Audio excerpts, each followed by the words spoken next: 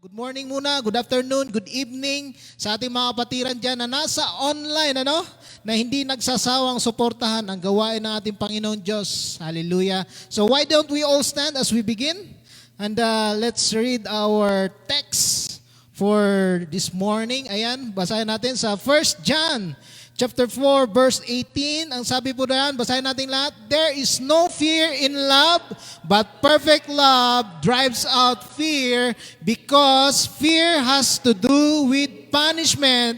The one who fears is not made perfect in love. Palakpakan po natin ang salita natin, Panginoon Diyos. And let's all bow down our heads in prayer. Father God, Lord, we thank you once again, Father, for this wonderful opportunity, Lord God, to hear your word. Kasi alam namin, Panginoon, na hindi lahat, Lord God, nakakarinig ng iyong salita ngayong umaga. Maaring yung iba, Lord God, nasa hospital. Maaring yung iba, Lord God, may mga kadahilanan na hindi inaasahan. Kaya Lord God, mapalad kami ngayong umaga, Lord. Rinig na naman kami, Father God, ng iyong salita. I pray that, Lord God, speak to us, Lord, through this word, O Lord God, in this verse, Lord God, in this chapter na sinulat ni John. Puspusin mo kami, Panginoon Diyos, ng iyong banal na Espiritu. Nawa, Panginoon Diyos, ito ay maitanim sa pinakamatabang bahagi ng aming mga puso, O Lord God. Hindi lamang rito sa on-site, kundi pati, Lord God, sa mga kapatiran na nasa online. Speak to them, O Lord God, because I know, Lord God, from the north to the south, to the east to the west, walang hadlang, Panginoon, sa signal na iyong ibinigay sa bawat isa sa amin, Lord God, upang marating, Lord, yung kanilang pinaparoonan. Hallelujah. And I pray also, Father God, use me today, Lord, as your mouthpiece only, Lord God, na hindi yung aking mga kainan ang makikita, ngunit ang pangalan lamang ni Jesus ang may taas sa aming kalagitnaan. Kaya, Lord God, sa aming pagpapalaot ngayong umaga, Lord God, sa pakikinig na yung salita, Lord, ibaba mo yung banal na Espiritu na mangusap sa bawat isa sa amin ngayong umaga. Nawa, Lord God, maintindihan namin ang iyong mensahe sa bawat isa ngayong umaga. Kaya Lord God, maraming salamat ulit. To you alone, Lord God, be the glory, the honor, and the praise. In Jesus' name we pray. Amen. Hallelujah. Umaupo po tayong lahat. And let's find a comfortable seat. Ayan, kung komportable ka na dyan, pakingitian muna yung iyong katabi. Ayan, ngiti lang. Walang kagatan, ngiti lang. Ayan, hallelujah. At dahil love month pa rin tayo, mga kapatid, today's message is about love pa rin. Hallelujah. Kaya sa mga inlababo dyan, palakpak naman. Ay, konti lang yung in love. Hallelujah. Lahat tayo in love. Amen. Hallelujah. Kaya ang sabi dito sa ating binasa, there is no fear in love, but perfect love drives out fear. Amen. Because fear has to do with punishment, no? Yung takot mo daw ay may relasyon yan sa mga parusa. The one who fear is not made perfect in love. Kaya sa mga takot na magmahal dyan, ipanalangin natin yan, na huwag tayong matakot magmahal. Amen? Huwag tayong matakot magmahal. So, question, bago natin simulan, let me ask you this question. How many times ka na ba na-disappoint sa iyong relasyon? Yan ang sinasabi ko. Yung mga disappointed sa relationship, amen? Kaya mapalad si MJ na-find yan ng the one. Hallelujah! Woo! Hallelujah! Pero doon sa mga na-disappoint, maaring sa mga magkasintahan, maaring sa mag-asawa, kung kasal na kayo, minsan meron talagang disappointment, hindi maiiwasan, mga kapatid, na merong pagtatalo. Lalo na rin sa mga magkaibigan, You know, why? Disappointed ka kasi ito daw ay dahil sa our frustration come out from unmet expectation. Yung hindi mong inaasahan na, ipoprovide niya talaga ako, ito na talaga ang dawan. Pero nung kayo na, disappointed, ba't ganun ang ugali niya? Ba't hindi naliligo pala to araw-araw? Isang linggo lang pala to naliligo tong aking kasintahan. No, na-disappoint ka kasi meron kang mga unmet expectations. They fail to deliver. No, that's why you get frustrated and disappointed, mga kapatid. Kasi sabi doon sa ating binasa, human love will never satisfy your level of expectation because it's not perfect. Walang perpektong relasyon. If you agree with that, pakitype dyan, amen sa ating comment section. It will never be enough. Merong pagkukulang. It is always lacking. And it will not keep you secure. That's why we need God in our relationship. Amen. So listen to this. Because only God can give you perfect love. Kaya basahin natin lahat ang mensahe ngayong umaga. Perfect love drives out fear. No? Walang kulang, perpekto. Nakakaalis daw ng takot, mga kapatid. Ito yung ating mensahe. No? Kasi sabi diyan ni John, no? Doon sa ating binasa, John declares that there is no fear in love. Pag nagmahal ka, dapat wala kang pag-aalinlangan. Kasi pag nag-aaninlangan ka, pag nagmamahal ka, hindi yan love. Naniniguro ka lang. Amen. Naniniguro ka lang na, naniniguro ka lang na baka hindi na ako iwan. Binigay ko ng lahat. Binigay ko ng aking katawan. Binigay ko na pati yung ATM. Naka-interest na kasi na kanya yung ATM. Nandun na. Because sabi dyan, kung wala kang fear, ibigay mo yung ATM doon sa iniirog mo, perfect love. But if you are doubting, no? Kasi daw, sabi rito, fear has to do with punishment, no? Yung torment, mamaya i-explain ko sa inyo. You see, dapat na maintindihan natin ang puso ng ating Panginoon Diyos. Amen. Kasi God does not want us to live in a fear-based relationship. Amen. Kasi maraming relasyon ngayon ang fear-based, yung natatakot. But you know what? Church, ang sabi rito, God wants us to live a love-based relationship. Dapat ganun talaga, yung pagmamahal. Kahit na alam mo nang inaalipusta ka na, wag naman ganun. No? Kasi mamaya sabi ni Coach, love-based na inaalipusta na ako, ginukulpi na ako. Grabe na yung pasang na natatanggap ko. Mukhang iba na yan, kapatid. Ibawsi mo na. Amen. Amen. Sabi riyan, love-based relationship. If you agree with that, pakitype amen. Dapat meron talagang love doon sa relasyon.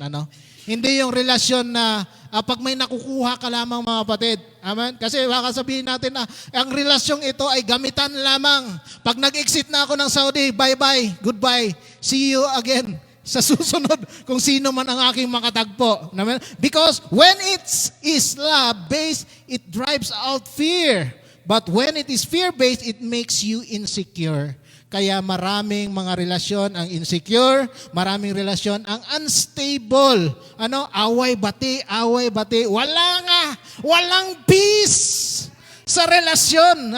That's why there are many insecure people because they are unstable emotionally. No? Magsisimba ka lang, ayaw kang papuntahin. Magpupunta ka lang ng Bible study, ayaw kang papupuntahin. Papupuntahin ka lang ng prayer meeting, ayaw kang papupuntahin. Bakit? Na-insecure. Ano nga ang sinasabi ko? Unstable. Pero wala tayong pinaparinggan dito. Ito yung sinasabi ng Panginoon. Baka sabihin nyo, nagagalit na si Coach. Wala, mga kapatid, because ang sabi rito, one of the oldest and strongest emotions known to man is fear. Yung may takot. The fear here is something to do with torment, punishment. Diba? Yun sa ating binasa kanina, if you have fear, there is relation doon sa punishment. According doon sa binasa natin, torment, something that drives you crazy, na hindi ka mapakali. Sino kayang kasama nun ngayon? LDR pa naman kami. Yung mga ganon, di ba? Yung iba nga, hindi na LDR, magkatabi na nga, nagsiselos pa. Sino yung binabasa mong text dyan? Sino yung nagtitext sa'yo? Sino yung nagchat-chat sa'yo? Amen? How much more yung nasa LDR, mga kapatid? Amen. And the root cause daw, sabi rito, is sin. Kasalanan ang dahilan nito. It brings guilt and shame doon pa lang sa Garden of Eden, sa nangyari doon. Sino nakaalala kay Adam and Eve? Diba? Nagkasala sila. Kasi sabi ng Panginoon, huwag mong kagatin ang mansanas diyan. Kasi mabubuksan ang iyong kaalaman, pero kinagat nila. Amen? So, sabi roon, ang tanong, hindi pa alam ni Lord kung nasaan si Adam. Kasi tinawag niya, Adam, where are you? nung pagkatapos ng pagkasala, no? Imposible, hindi alam. Alam ni Lord, no? But tinanong niya pa rin. Sabi niya, Adam, where are you in my relationship with you? Yun pala yun, no? Saan ka sa relasyon mo sa akin? Kaya minsan tinatanong tayo ni Lord, kapatid, kamusta na ang relasyon mo sa akin? Minsan hindi tayo nagsasagot. No, alam ni Lord yan.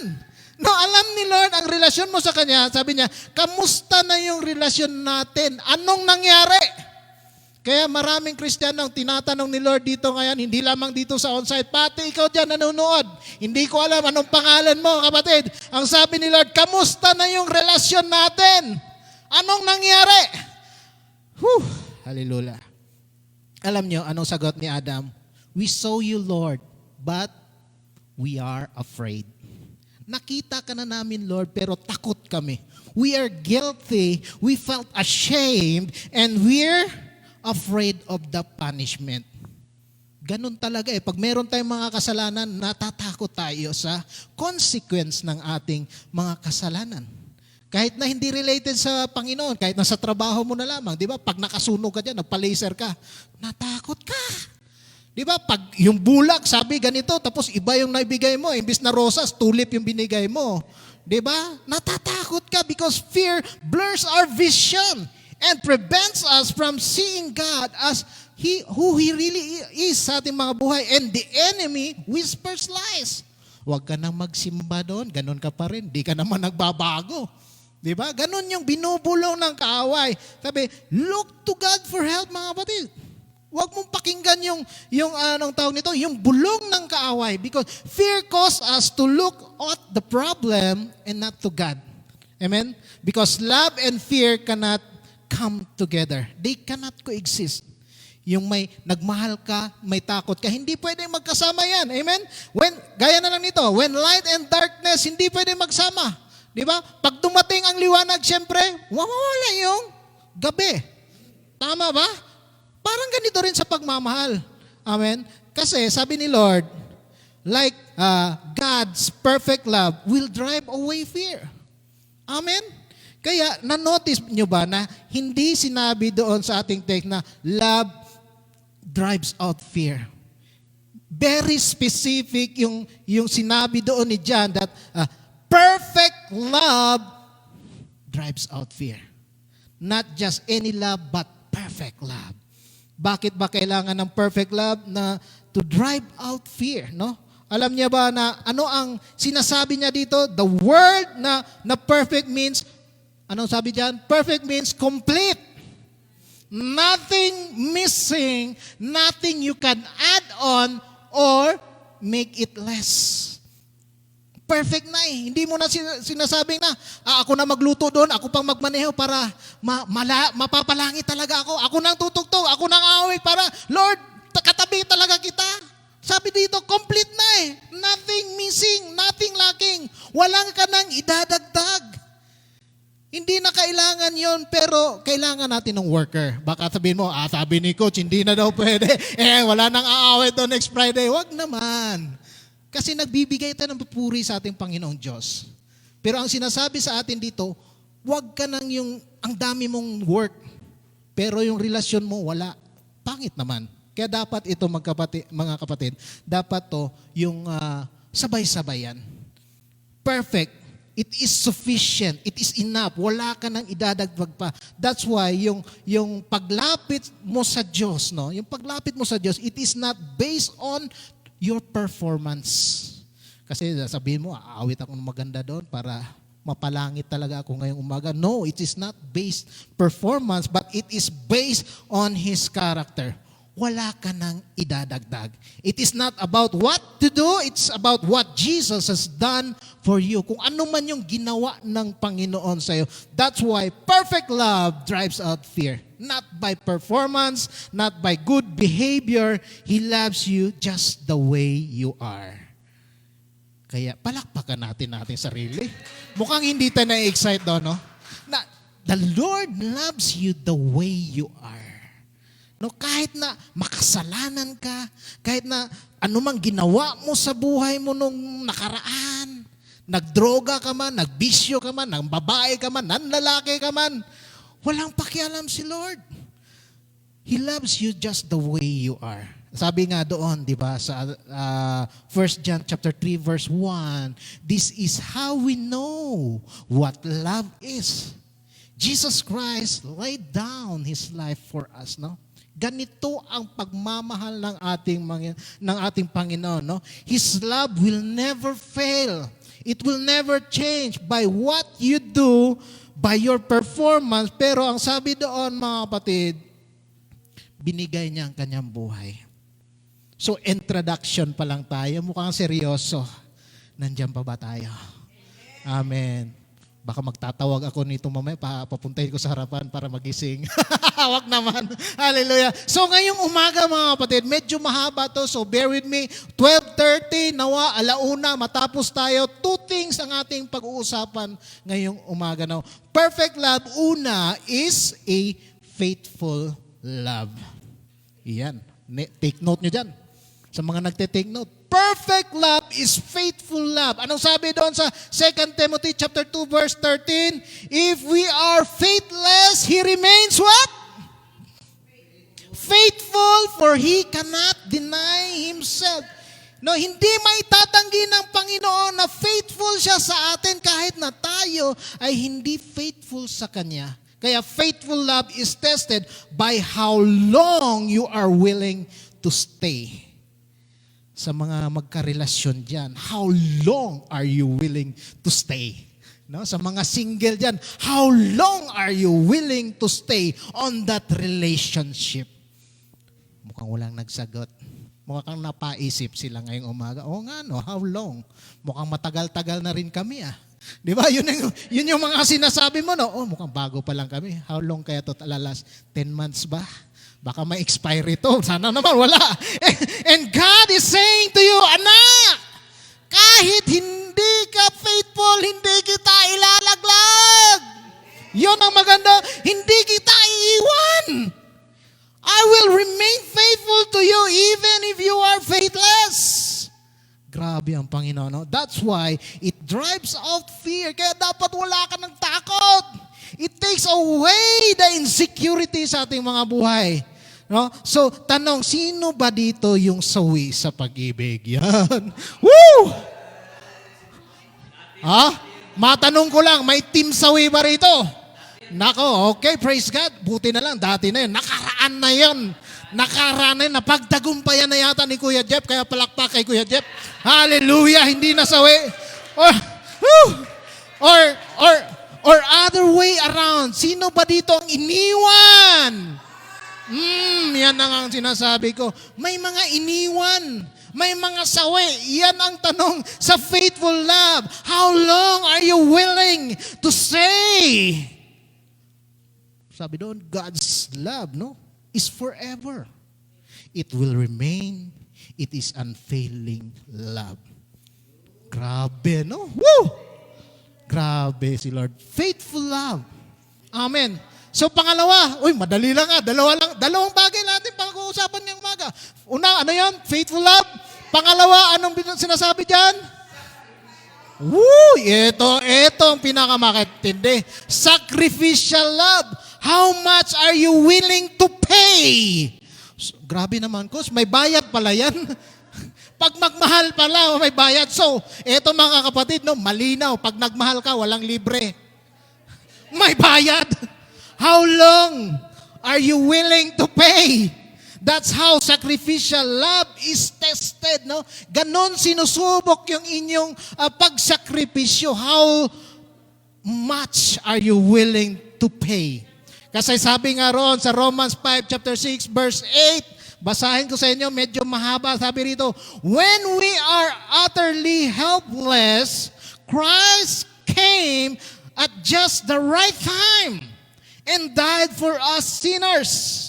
Yung wala ka daw magagawa sa buhay, yung marami kang problema, kasi nandyan na si Manny, nandyan na si Judith, no? When you are helpless, yung wala ka nang magagawa, it's the right time. Christ died for us sinners. Sabi nga rito, no, verse 7, now most people would not be willing to die For an upright person, though someone might perhaps be willing, walang gustong magpapakamatay siya kapatid, pero minsan meron, though someone might perhaps be willing to die for a person who is especially good, but God, basahin natin, sabi dyan, but God, sabihin natin, but God. Ang sabi dyan, showed His great love for us by sending Christ to die for us while we were still sinners. Grabe, no? Naka-highlight talaga dito, no? While we were still sinners, Christ died for us. Ganon ang sacrificial love. That's how much God is willing to pay for you. That's why perfect love drives out fear. No? May nagpakamatay pala sa atin. May nagbigay ng buhay, may nag-alay ng buhay. Kaya ano pang ginagawa ng iba, no? Bakit ayaw pa magsimba, no? Aantay na lang magsimba kung medyo 50-50 na. Medyo may kaso na. Kasi napaila na, nagreklamo na yung babae. Minsan na, di ba? May makikilala tayong ganun, di ba? Maaga pa nandun na sa iglesia. Kasi may problema, hinahabol na. Di ba? Pag medyo okay na ang buhay, nawala na naman. Pero anong sabi doon kanina? Even if we are faithless, God is faithful. Mga kapatid, sabi doon sa 1 John 4:10, anong sabi diyan? This is love. Not that we love God, but that He loved us and sent His Son as atoning sacrifice for sin. Ganito ang pagmamahal. Hindi dahil anong sabi doon? Not that we love, na mahal natin ang Panginoon, kundi ang Panginoon mahal Kanya. Nabingi na yung ating kapitbahay. Pasensya na po, natutulog. Baka sabihin, ano ba yung nagsumisigaw dyan? Hallelujah. He was willing to die for our place, no? Instead na tayo yung magbayad doon sa kasalanan, merong namatay. He became sin for us so He can redeem us. Para matubos niya tayo so He can save us. Sacrificial is tested by how much you are willing to give. Sa iyong asawa, willing ka ba i-give? Ito na yung ATM-han. Ikaw nang bahala. No? Ito na yung pagmamahal ko, bahay, lupa, kotse, ikaw nang bahala. Grabe, no? Sana all ganon yung pagmamahal, ano? Yung sinasabi mong mapapasana all ka. Hallelujah. Hallelujah. Di ba? May mga ganon, di ba? Ano nga sabi doon? Hahamakin ang lahat. Makuha ko lang ang kanyang matamis na lalanguin ko ang dagat. Grabe, ano? Sacrificial love. This is what love is. Sabi diyan, no? For God so loved the world that He gave His one and only Son, that whoever believes in Him should not perish, but have an everlasting life. He gave the best, no? This is called sacrificial love. Siyempre, pag mahal mo, ibigay mo yung pinakamagandang rosas doon sa shop ni Janice. Tama ba, Ate Jans? Diba? Ganun ang sacrificial love. Kahit na bukas, magkukubos na tayo nito. Balik tayo sa dating gawin. Diba? Kahala na. Basta na nakikita mo, nagsakripisyo ka. Amen? Nagsakripisyo ka, pinakita mo yung iyong intensyon. Ganon. Woo! Hallelujah. Because, mga kapatid, perfect love drives out fear. Nawawala yung ating takot. Amen. Kaya naman pala. Woo!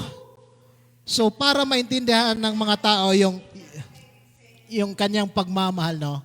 Para maintindihan ng tao yung eksena kung ano ba talaga ang sacrificial love. Sino bang nakarinig sa kwento ng The Prodigal Son? Di ba? Lahat tayo nakarinig ng kwento ng prodigal son. So I will read some of the passages doon, ano, hindi na natin basahin lahat. Sabi doon sa mga nakakaalam, no? Sabi doon, di ba? Kinuha niya yung kanyang kayamanan sa kanyang ama. Ano? At nagliwaliw siya. Inubos niya yung credit card, laman ng credit card ng tatay niya, no? Siniro niya lahat. Grabe, no? So from hero to zero, kasi nilustay niya yung kayamanan ng kanyang tatay. Anong nangyari sa kanya sa mga nakakaalam? Maghirap. Di ba? Naging taga-alaga ng baboy. Walang-wala.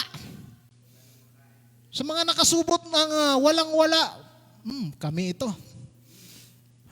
Walang-wala. Naalala ko dati, kami ni David, magpunta kami ng UTEM. Dong, 100 lang pera natin ha. Huwag kang magkuha doon ng hindi kailangan. No? Wala kaming sasakyan pa dati kasi from hero to zero nga, di ba? Nawala yung Fortuner, di ba? Nawala yung ating sasakyan. Punta kami ni David doon. Lakad lang. Lakad lang. Malapit lang naman eh. So, nandun na kami ni David. So, budget talaga. So, next month, ganun na naman. Kasi monthly tayo namamalengke. Next month ulit, padating, punta kami ni David. Sabi namin, mamaya, papasok na tong sahod, 12:00. Umabot na lang kami dun sa hotel, nakapamalengke na kami ni David. Hindi ko ito makakalimutan mga kapatid. I hope makuha ninyo ang mensahe. No? Nandun na kami sa hotel ni David, nakakuha na kami ng aming budget para sa isang buwan. Hindi pumasok ang sahod. Naranasan nyo ba yun mga kapatid? Nung nag-grocery ka na, nandoon ka na, hindi pumasok ang sahod. Wala kaming magawa ni David, kundi, tara dong, uwi na tayo, may bukas pa. Hallelujah. Hallelujah. Ganon mga kapatid, from hero to zero. Minsan mapapagdaanan talaga natin to mga kapatid bilang yung tinatawag na the prodigal son. No? You have everything, tapos biglang nawala. Then sabi dito sa verse 17, sabi diyan, anong sinasabi? When he came to himself, no? He said, how many of my father's hired servants have more than enough bread, but I perish here with hunger. So hindi na pala ito ngayon lang, dati pa, uso na pala yung kinakausap ng tao ang kanyang sarili. Hindi siya nababaliw. Yung napapatanong ka, ano bang ginagawa ko rito? Gutom na ako. Yung aking tatay, maraming katulong. Ako rito, samantala ako rito. Naghihirap, walang makain. Na-realize niya yung kanyang mali. Amen? Kasi kung minsan, nagsisimula yung pagbangon mga kapatid, when you realize, no, nagsisimula yung pagbangon, when you realize na walang-wala ka na. Yung, oo nga no, makasalanan pala ako, nilustay ko lahat. Diba? Kung ma-realize mo yung mga pagkukulang mo, just like the prodigal son, yun ang maganda mga kapatid. Kasi ang mahirap dyan, kahit na nagkasala ka na lustay ka na, wala ka pa rin ginagawa, yun ang mahirap doon. Amen? Wala ba kayong napansin dyan? He's talking to himself. Kinakausap niya ang kanyang sarili. Di ba? Sabi doon sa verse 18. Balik muna natin. Medyo na-pa-advance na tayo. Sana ba yan? Verse 18. Balik muna. Hindi pa tapos. I will arise. Mukha na papawalan sila. I will arise. Yan. Kasi medyo nabingi na sila. And go to my father and I will say to him, Father, I have sinned against heaven and before you.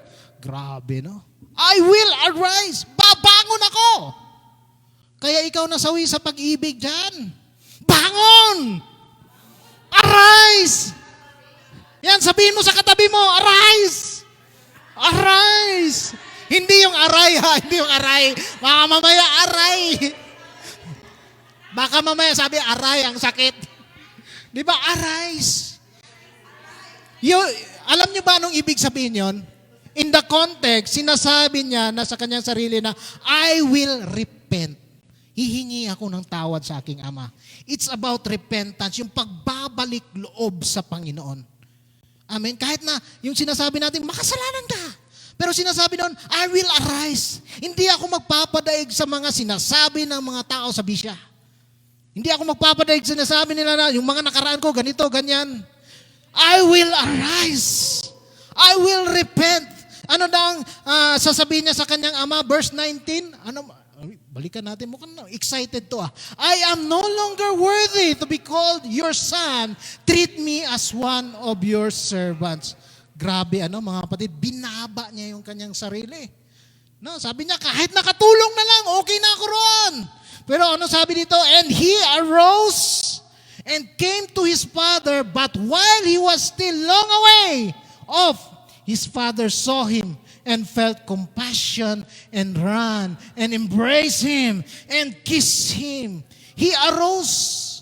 No, yun yung sinasabi doon, tumayo siya, but while he was a long way off, malayo pa lamang. Tanaw na siya ng kanyang tatay. Parang sinasabi sa atin, napakabagal mo anak, bilisan mo. Di ba, pag ikaw hindi mo nakita yung anak, kagaya ni MJ, 2 taon din niya nakita, sa airport, bagal ng batang to. Kanina pa ako naghihintay rito. Di ba? Sa mga nanay, di ba ganon? Ba't ang bagal mo? Kanina pa ako nag-aantay dito. Excited na ako, mayakap ka. Woo! Hallelujah. Sino ba ang hindi mapapabagal? Kung ako naman anak, siyempre may, yung tinasabi natin, mahihiya ka na eh. Diba? Nandyan na yung full of guilt, mga kapatid, di ba? You are ashamed, takot ka, baka mamaya masampal ka pa ng tatay mo, nilustay mo yung kayamanan. Sabihin doon, ilang taon, dekada ko yung inipon, iniubos mo lang sa 1 linggo. Di ba? Ganon yung iniisip siguro ng anak no, na ganon ang reaksyon ng kanyang tatay. Pero ang sinasabi dito mga kapatid, pero ito yung maganda dito, his father saw him. Nakita siya, no? And felt compassion, naawa. Kasi nung umalis, postura, naka-tiktok. Nung pagbalik, butas-butas na to. Di ba? Butas kagad. Nabutas, pero mukhang sinadya yan eh. Hindi yan naghihirap. Mukhang mahirap lamang yan, si Ate Lalab. Pero butas-butas. Di ba? Pero sabi doon, he ran, embraced him, and kissed him. Kahit na amoy baboy pa siya. Di ba? Kahit na amoy baboy ka siya. Kasi ang sinasabi doon, di ba? Kinakain na yung pagkain ng baboy. Pero ang naamoy ng kanyang tatay, naamoy ng tatay yung Hugo Boss na pabango niya. Dati. Di ba? Hindi niya naamoy, hindi niya yung baboy na to. Di ba? Ang naahalala niya yung pabangong dating ginagamit ng kanyang anak, amoy Hugo Boss pa rin. Di ba? Tapos, nung nakita niya ito mga kapatid, hindi sinabing, kiss-kiss lang na ganyan. Kundi yung malagkit na kiss, yung may pili, yung malutong na halik kasi malay natin, 1 taon na itong hindi na nagpapakita, no? Tapos biglang sumipot. Amen. Pinanggigilan siya ng kanyang ama. Hallelujah. Sabi nga doon, no? Verse 22, ituloy natin, but the father said to his servants, bring quickly the best robe. Oh, grabe, no? Sino bang mag-expect niya, no? Amoy baboy ka na, putas-putas na, pero anong sabi doon? Bring quickly, magmadali! Dalahin yung Gucci na damit na maganda. Ano? Dalahin yung Fendi. Dalahin yung pinakamaganda na robe. At hindi lamang doon, put on him a ring on his hand. Yung 24 carats na gintong ching-ching. Yung 1 kilo dyan. Naku, bali yung kamay, ano? Grabe! Put on his ring and shoes on his feet. Bigyan ng sapatos yan. Buti na lang, hindi sinasabi doon, bigyan ng jacket yan. Hallelujah! Sabi doon, bigyan ng sapatos yan and ano sabi pa? And bring the fattened calf and kill it. Grabe, yung pinakamatabang guya ng baka, dalahin. Kasi mag-celebrate tayo. Yung beef steak dyan, ihanda na. Kakain tayo ng masarap. Ayun. And let us eat and celebrate. Grabe, no? Ganun ka-excited ang ama. For this is my son was dead and is alive again. He was lost and is found. And they began to celebrate. Woo, grabe. Nandyan pa ba tayo? Amen. Wala ba kayong napapansin mga kapatid? Dinadown ng anak yung kanyang sarili, no? Dinadown niya, pero habang siya ay nagsasalita, hindi pinansin ng ama. Di ba? Parang sinasabi ng ama, magtahimik ka dyan, namimiss na kita. Grabe, ganun ang pagmamahal mga kapatid. So kung makikita natin, no, kung balikan natin, sacrificial love. Kahit na anong ginawa mo dati, ganito mga kapatid, dapat maintindihan natin, ang perfect love, no? I don't see you that way. Yun yung sinasabi ng ama, no? Hindi kita nakikitang makasalanan. Kahit ano pa yung kasalanan mo. Kasi sabi ng anak, I am not worthy to be called your son. Tawagin mo na lang akong alila. Yun yung sa verse 22, no? So, don't even put yourself down. Ano sabi doon sa ating Bible? Pag nagpapakakumbaba ka daw, tinataas ka ng Panginoon, di ba? The humble will be lifted up. Pero pag humble ka, ibababa ka ng Panginoon. Amen? So, iba yung Ama sa langit. When you come to the Father in heaven, He will never look you down. Palakpakan natin si Lord dyan. Amen? Why? Because perfect love drives out fear because the Father knew that His Son may dala-dala siyang, akala nyo tapos na tayo. Ito yung mga kapatid. Yung anak, may dala-dala siya. Ano ba yung dinadala ng anak? Una, basahin natin. Fear of rejection. Siyempre, matatakot talaga siya. Kasi nilustay niya yung credit card ng tatay niya.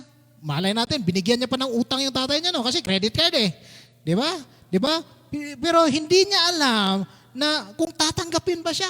Maaring i-reject siya, maaring malayo pa lang siya, itataboy na siya.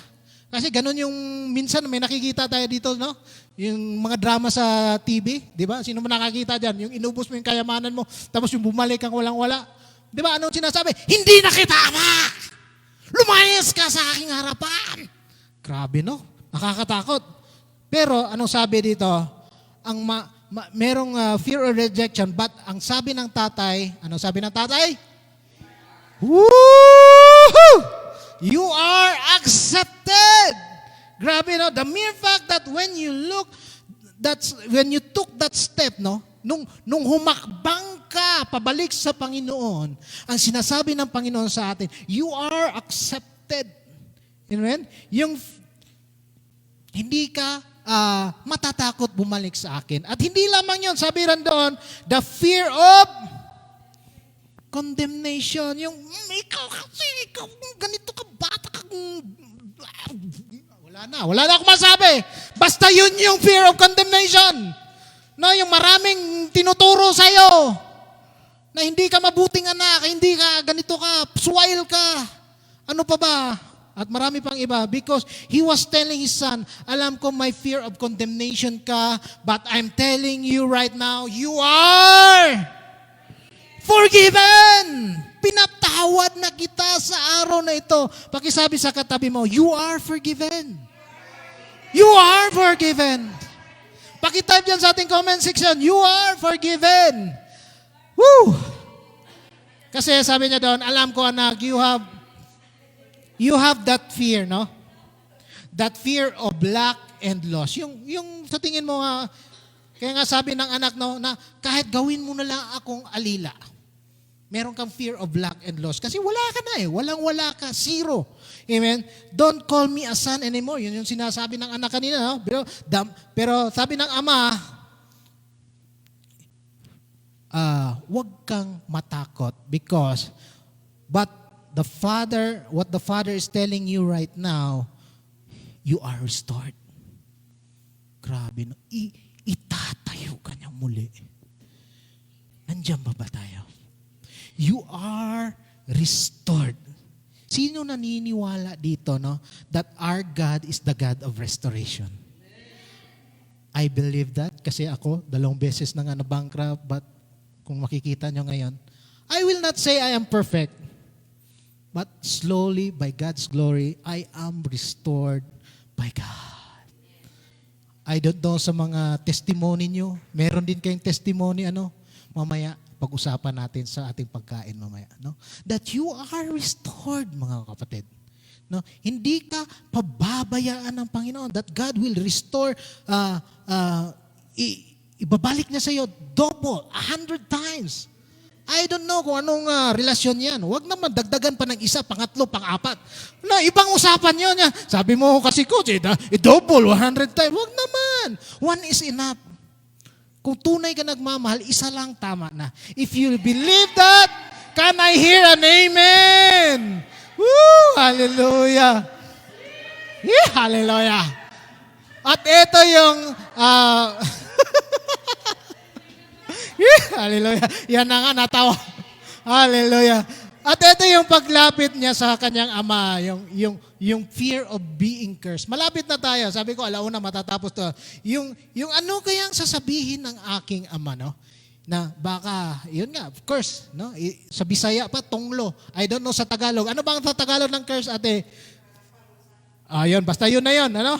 Yung, ano ba kayang, pag nakita ko, no? Susumpa, yan, isusumpa ka. Pero wala siyang narinig na ganon. No, sa binasa natin kanina, wala siyang narinig na ganon sa kanyang ama because the moment he rose up, nung tumayo siya and repented and came with humility, ang sabi doon, you are blessed. You are blessed. Kaya sa mga bashers ko dyan, ang masasabi ko na lang sa inyo, I am blessed! Hallelujah! I am blessed. You are not cursed. Kasi minsan sabihin nila, 5 na lang sila, 4 na lang sila, naging 3 na nga lang sila nagsisimba. Pero yung sinasabi natin ng ating Panginoon, you are not cursed. You are blessed. Hallelujah. Sabi nga doon sa 2 Timothy chapter 1 verse 7, anong sabi dyan? Yan. Ano sabi? For God has not given us the spirit of fear, but of power, and of love, and of sound mind. No? Fear gives us torment. Tinatakot ka. Amen?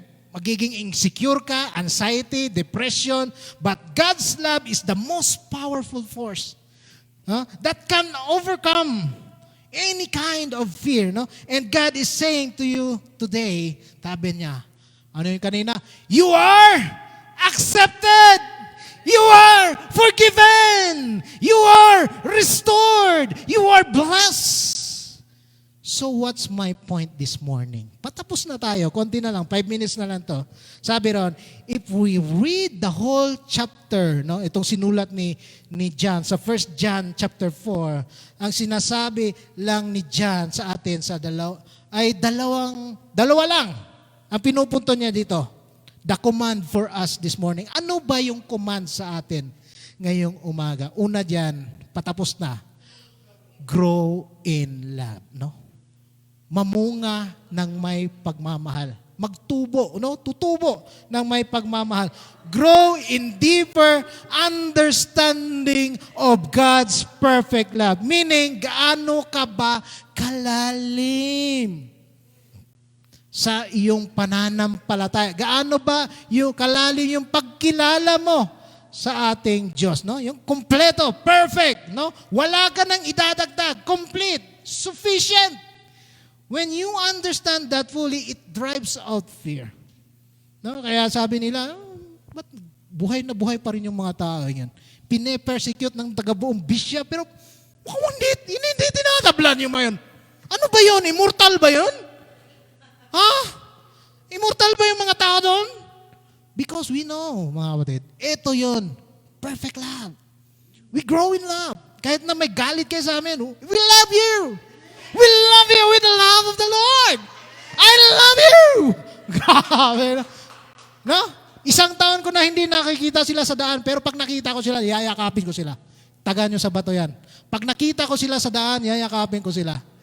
Sasabihin ko sila, I miss you. I miss you. Miss ka na ni Lord. Ganun dapat, mga kapatid. Grow in love. Di ba sabi doon? Ewan kung natatandaan ninyo, sabi doon, there is a season, no, to grow in love sa ating mga buhay. Minsan nagagalit tayo. Normal sa tao yan. Pero sinasabi doon sa Ephesians chapter 3, verse 18 and 19 is saying to us, ano sabi diyan? And may you have the power to understand as all God's people should. How wide? How long? How high? How deep? His love. Ganun kalawak nung. Grabe, ang pagmamahal ng Panginoon. Verse 19, may you experience the love of Christ, though it is too great to understand fully. Minsan hindi natin naalam. Kagaya nung father doon sa prodigal son, no? Kahit na nagkasala na, hindi natin naudyok ang kanyang iniisip. Pero ang sinasabi rito, mga kapatid, no, you will be made complete with all the fullness of life and the power that comes from God. Sabi doon, but John did not stop there. Hindi pa siya natatapos si John noon. Daming sinasabi ni John sa atin, matatagalan ulit tayo. Sabi niya, pag lumalim ka sa pagkilala sa pag-ibig mo sa Diyos, ang susunod mong gawin, ano sabi? Walk in love. Palakpakan natin si Lord yan. Walk in love. Amen. Kahit nakaaway mo yan sa trabaho, walk in love. I love you. Wag naman ganon. Sabi ni Pastor, I love you. Bahala ka dyan. Wag naman ganon mga kapatid. Walk in love. Ngitian mo na lang. Kahit na maganon siya, bahala. Basta ikaw nakangiti. Basta ikaw nakangiti. Kahit na pinilit mo na yan, okay lang yan. Walk in love. Perfect means mature and complete. Ano ba ang point ni John dito? Ito yung sinasabi niya. Hindi pa rin natatapos si John. Sabi niya dyan, 1 John chapter 4, 11 and 12. Dear friends, since God so loved us, we also ought to love one another. No one has ever seen God, but if we love one another,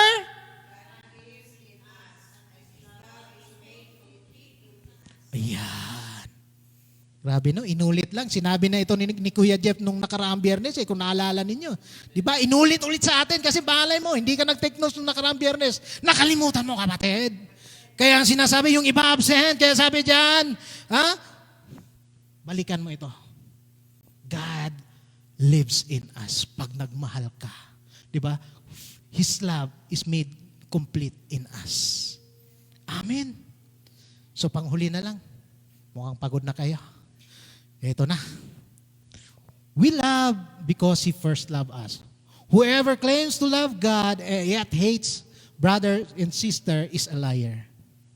Kaya wag nating i-hate sila. Kasi magiging tayong sinungaling. For whoever does not love their brother and sister whom they have seen. Nakikita mo nga yung kapatid sa Panginoon. Di ba? Paano na lang yung Panginoon daw? Cannot love God whom they have not seen. Verse 21, and He has given us this command. Anyone who loves God must also love their brothers and sisters. Walk in love. Let's all stand. Hallelujah. You know, when there is an environment, and an atmosphere of perfect love, mature love, ano bang nangyayari mga kapatid? In a particular group, pag merong perfect love, yung mga tao doon nagmamahalan, anong mangyayari? It drives out fear. Amen. It will make the relationship secure and stable because the perfect love of God drives out fear. Amen. Palakpakan natin si Lord. Hallelujah. Hallelujah. Let's all bow down our heads in prayer. Hallelujah, Lord, we thank you. We give you thanks, Father God, for the word that is shared for us this morning, Lord. Maraming salamat, Panginoon, for your perfect love for us. Sometimes, Lord God, we don't understand why namin ito, Lord, pinagdadaanan itong mga pagsubok sa buhay, yung mga insecurities namin, Lord God, yung mga anxieties namin, Lord, yung mga depression. Frustrated kami, Lord God, sa mga relasyon namin sa buhay. Maaring sa mag-asawa man ito, Lord God. Maaring sa magkasintahan man ito, Lord God. Maaring sa magkaibigan, Lord, o magkaibigan. Minsan, Lord God, hindi namin nauunawaan. Ba't kami nag-aaway? Ba't kami nagkagalit? But I know that, Lord God, you enlighten us this morning, Lord, through your word in 1 John chapter 4, that perfect love drives out fear. Wala kami ikatakot, Lord God, kung ano man ang mangyari sa mga relasyon na ito. Because we know that, Lord God, if this relationship is God-centered relationship, we will not fear kung ano man ang darating sa aming mga relasyon. I know that, Lord God, you will be, Lord God, will be the center of that relationship, Father God. Hallelujah. Kaya, Lord God, maraming salamat, Panginoon, sa iyong salitang binaba sa bawat isa sa amin. I pray that, Lord God, you will enlighten our hearts, Lord God, our spirits, Lord, so that, Lord God, maipamahagi pa namin, Lord, yung command mo, Lord God, to grow in love, to walk in love. Hallelujah. That, Lord God, many people will see kung ano ba yung Kristo na nandito sa aming mga buhay. Narerema, Father God, yung iyong mga turo sa amin. Kaya Lord God, maraming salamat Panginoon sa araw na ito, sa pagkakataon na ito, Lord God, na ako yung ginamit. Nawa, Panginoon Diyos, ako ay nakapagbigay ng lugod, kapurihan sa iyo ngayong umaga, Lord God. At sa mga nanonood online, Lord God, sa mga nandito din sa onsite, nawa, Panginoon Diyos, na-bless sila, Lord God, sa iyong salita ngayong umaga. Selyuhan mo ito, Father God, na hindi tumanakaw, Lord, ng aming kaaway na si Satanas. I pray that, Lord God, it will grow in our hearts, Lord God. This seed, Lord God, of your message, Lord God, will grow in our hearts, Father God. And we thank you, Lord God, for that word. We bring you back all glory, honor, and praise, adoration, kung ano pa man, Lord, ang makapagбibigay luwalhati sa iyo. To you alone, O Lord God. In the mighty name of Jesus Christ, I pray. Amen. Praise God. God bless.